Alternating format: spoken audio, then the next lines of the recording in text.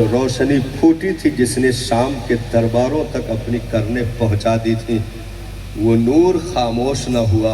اگرچہ باپ ولادت سے پہلے دنیا سے جا چکے تھے، ماں 6 سال کی عمر میں دنیا سے تشریف لے گئی، دادا 8 سال کی عمر میں دنیا سے تشریف لے گئے، لیکن وہ روشنی اٹھی تو اٹھتی چلی گئی، آہستہ آہستہ کر کے۔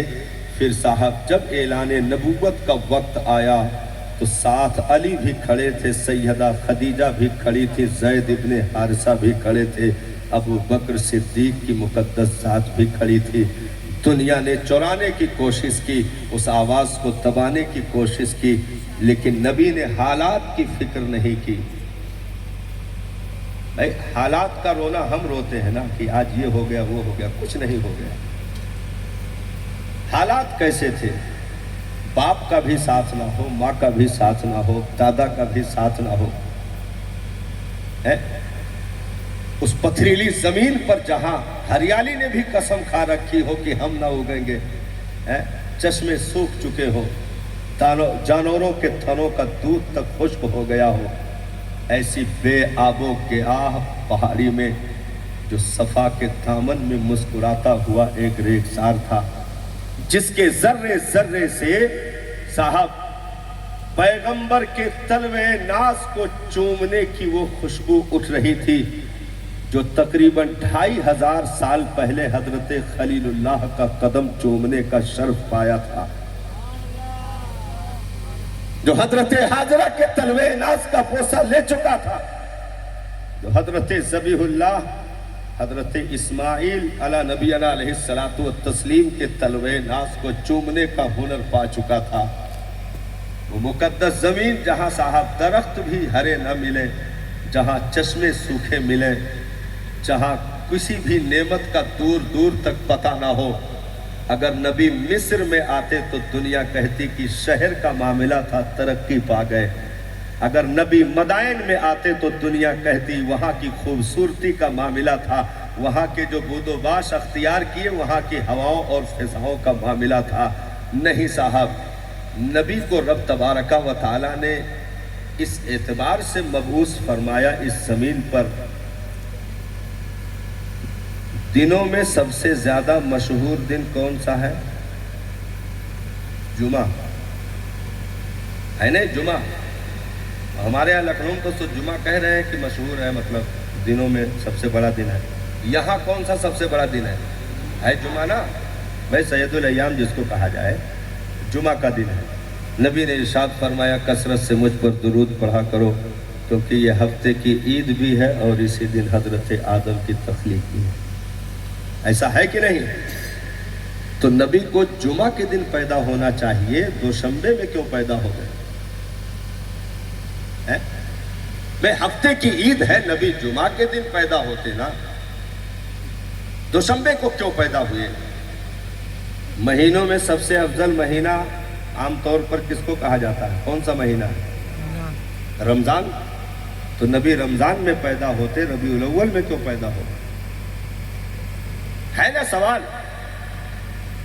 دنیا کی آباد جگہیں بہت ساری تھیں جہاں پیغمبروں کا نزول ہو چکا تھا، جہاں تورات و انجیل و زبور دیگر صحائف بھی مسکرا چکے تھے۔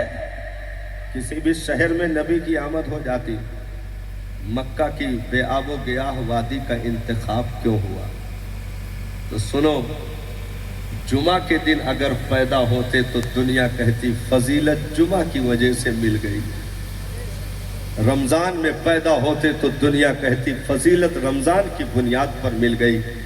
کسی آباد شہر میں آتے تو دنیا کہتی کہ شہر کا، وہاں کی آب و ہوا کا اثر تھا جو پیغمبر اس قدر پروان چڑھے اور اس قدر ترقی کر گئے۔ نہیں صاحب، بلکہ رب نے ایسے گمنام دن میں پیدا کیا، گمنام مہینے میں پیدا کیا، تاکہ دنیا سمجھ جائے کہ فضیلت دن سے محبوب کی نہیں ہے، محبوب سے فضیلت دوشنبے کو ہے، محبوب سے فضیلت ربیع الاول کو ہے، محبوب سے فضیلت مکہ کی مقدس زمین کو ہے۔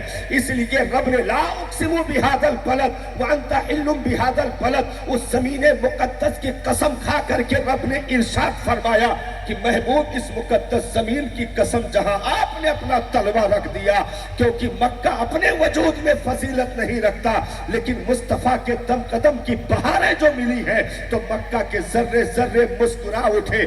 صبح قیامت تک لوگ حجر اسود کو بوسہ دیتے رہیں گے اور کعبہ کے گرد چکر لگاتے رہیں گے اور پروانہ وار یہ کہتے رہیں گے کہ میرے آقا آپ کی کیا بات ہے، آپ نے ان پتھریلی زمینوں کو وہ آبادی دے دی کہ پوری دنیا میں وہ نعمتیں موجود نہیں ہیں جو مکہ کی زمین پر موجود ہیں۔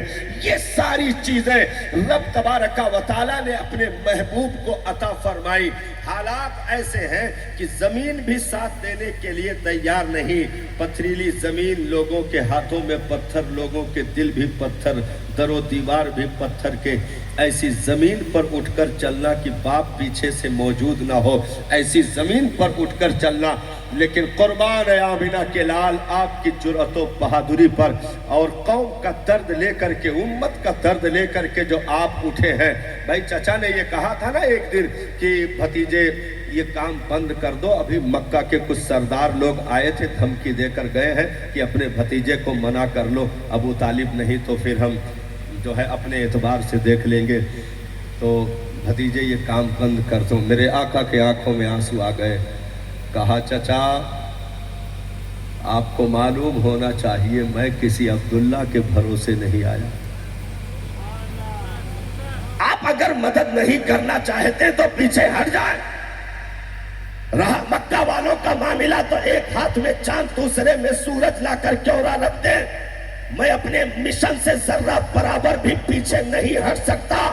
یہ وہ قسم تھی آمینہ کے لال کی جو چلے چلتے چلے گئے، کبھی دار ارقم کی چہار دیواریوں میں جو برتنوں میں اذان دی گئی تھی، جب مدینہ سے پلٹ کر مکہ کی زمین پر فتح مکہ کے دن آئے ہیں تو اب برتن میں اذان نہیں، کعبے کے چھت پر اذان دی جا رہی تھی، اور مصطفیٰ نے بتا دیا کہ تحریک اگر درد دل کے ساتھ پوری کی جائے تو زمین کے ذرے بھی ساتھ دیتے ہیں، آسمان بھی ساتھ دیتا ہے، رب کی رحمتیں بھی ساتھ چلتی ہیں۔ سبحان اللہ۔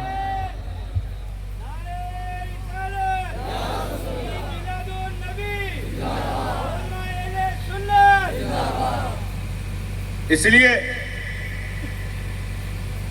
بھائی نبی کا ہر فعل تعلیم امت کے لیے، تو آپ کی ولادت بھی تعلیم امت کے لیے ہے۔ بچپن کے ایام سے لے کر کے تربت نور میں اترنے تک ساری جتنی بھی گھڑیاں ہیں، ساری ساعتیں، سب تعلیم امت کے لیے ہیں۔ تعلیم امت کے لیے ہے کہ میرے امتیوں ایسا بھی معاملہ آ جائے، ایسا بھی منظر نگاہوں کے سامنے آ جائے کہ باپ نہ ہو، بھائی باپ کا ہونا کوئی چھوٹی بات ہے یا باپ کا چلا جانا کوئی چھوٹی بات ہے؟ ایک باپ جو اپنی جوانی کو نچوڑ کر کے بڑھاپا خرید لیتا ہے، ایسے عظیم خوشحال تاجر کو باپ کہا جاتا ہے جو اولادوں کے لیے اتنی ساری چیزیں کر کے گزرتا ہے۔ ایک عورت کو اگر سہاگن کی چوڑیاں سلامت رکھنے اور مانگ کے سندور اور اپنے لبوں پر مسکراہٹ قائم رکھنے کا جو ہنر دے دے، ایسے غیرت مند شوہر کو باپ کہا جاتا ہے،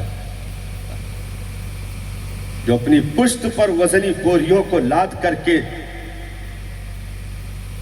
تپتے ہوئے دھوپ کی تپن میں زینہ چڑھ کر کے منزلوں کام کرتا ہو اور شام کو چند روپے لے کر آتا ہو اور بازار سے کچھ چیزیں لا کر کے بچوں کو چوکھٹ پہ مسکراتا دیکھ کر کلیجے سے لگا لیتا ہو اور کہتا ہو کہ میری دنیا بھی تم ہو، میری جنت بھی تم ہو، تم نے مسکرا دیا، پورے دن کا تھکن دور ہو گیا، تو جو اس قدر کنکر پتھر چن کر کے گھونسلے کی تعمیر کرے اور دانے چن چن کر کے اولادوں کو جوانی عطا کر دے، اگر اولادیں بڑی ہو کر کے گریباں پکڑ لے اور کہے تو نے میرے لیے کیا کیا ہے، تو آسماں کا کلیجہ کیا نہ پھٹے گا، کیا زمین نہ لرزے گی؟ کیونکہ صاحب عمارتیں تو دنیا بنا سکتی ہے، لیکن اس بوڑھے درخت کو آنگن میں تلاش کرتے رہ جاؤ گے، کیونکہ باپ کا سایہ اٹھنے کے بعد اس زمین پر کوئی دوسرا اس کے مثل سایہ مل نہیں سکتا ہے، جو گھر کی چار دیواریوں کے ایک ایک اینٹوں کو طاقتور بنا دے۔ ایسے بازوؤں کی مچھلیوں میں غیرتوں کی طاقتیں لے کر اٹھنے والے بوڑھے کو باپ کہا جاتا ہے۔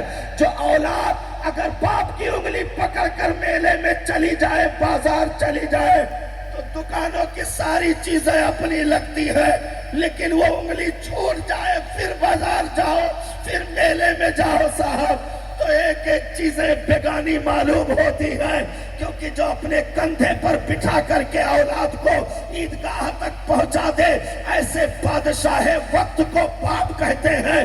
جو اولادوں کی طاقت و قوت بن کر کھڑا ہو، تو باپ کا دنیا سے جانا کوئی معمولی چیز نہیں تھی۔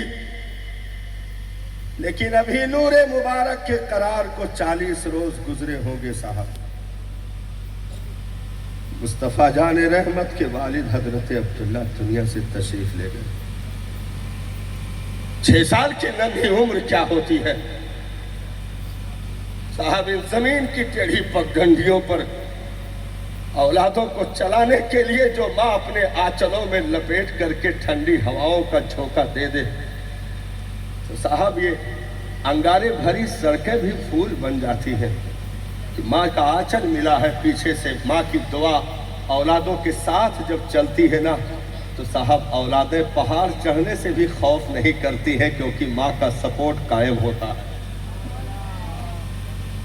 اس لیے 6 سال کی عمر میں مقام ابوا میں ماں کا رخصت ہو جانا،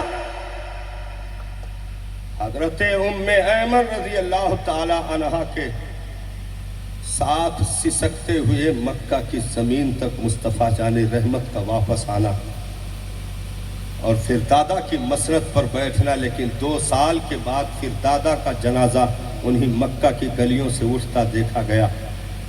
علامہ طبری نے کہا کہ ایک بچہ مکہ کے در و دیوار سے لپٹ کر دھاڑے مار کے رو رہا تھا، اور سردار قریش کا جنازہ مکہ کی گلیوں سے رخصت ہو رہا تھا۔ اس رونے والے بچے کا نام مصطفیٰ جان رحمت ہے۔ اتنے درد و کرب کو لے کر کے چلنے والی ذات، اس کے بعد بھی اگر قسم کھا کر کفر کے آنکھوں میں آنکھیں ڈال کر گفتگو کا ہنر بتا دے، تو یہ مصطفیٰ کے اپنے وجود کے طاقت کے اظہار کا معاملہ نہیں۔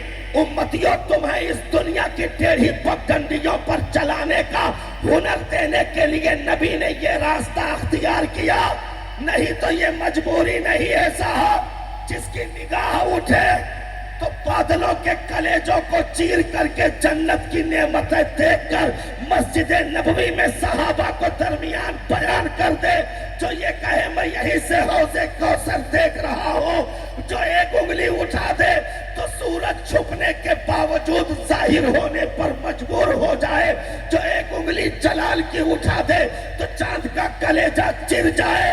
کیا جرات تھی مکہ یا دنیا والوں کی جو نگاہ اٹھا سکتے نبی کی طرف؟ ارے ان کے قدموں سے لگے ذروں کی بھی برابری دنیا نہیں کر سکتی۔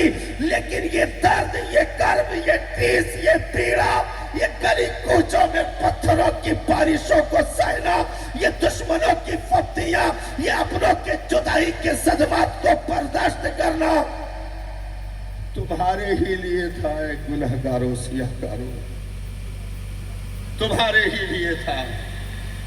ہمیں چلنے کا ہنر دے کر گئے وہ، ہاں نہیں مسکرا نہیں، سامنے والی کرسی پر، ہمیں چلنے کا ہنر دے کر گئے، ہاں ہمیں چلنے کا ہنر دے کر گئے، نہیں جس کے پیچھے سونے چاندی کے پہاڑ چلنے کے لیے تیار ہو۔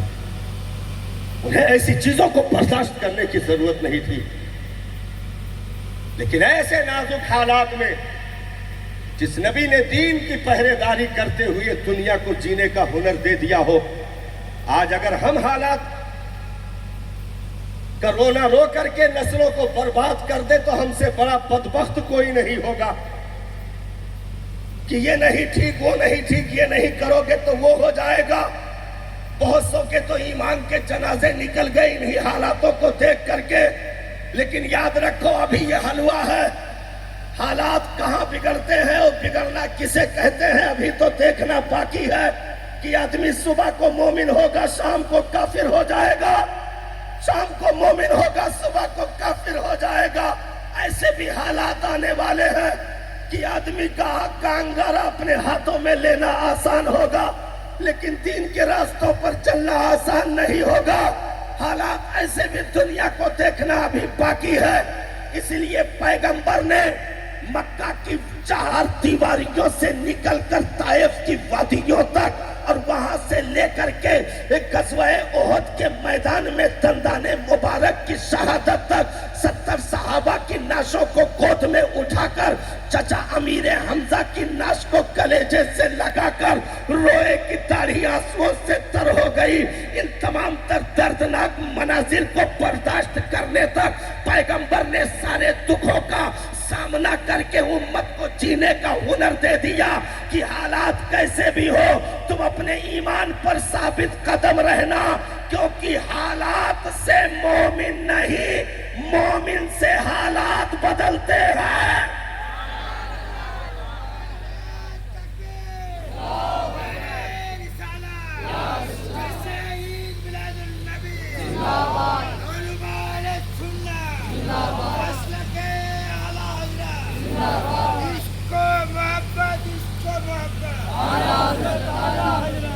اس لیے ربیع الاول نے امت کو جینے کا ہنر دے دیا صاحب۔ یہ دنیا کی وہ پہلی بہار ہے جو دنیا میں کبھی ایسی بہار دیکھی نہ گئی۔